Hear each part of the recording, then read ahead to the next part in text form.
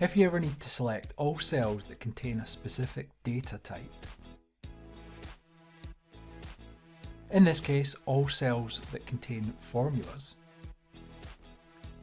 you can do this the hard way,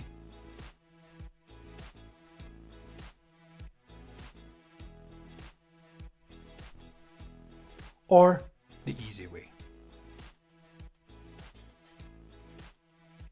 Using the Go to Special options on the ribbon,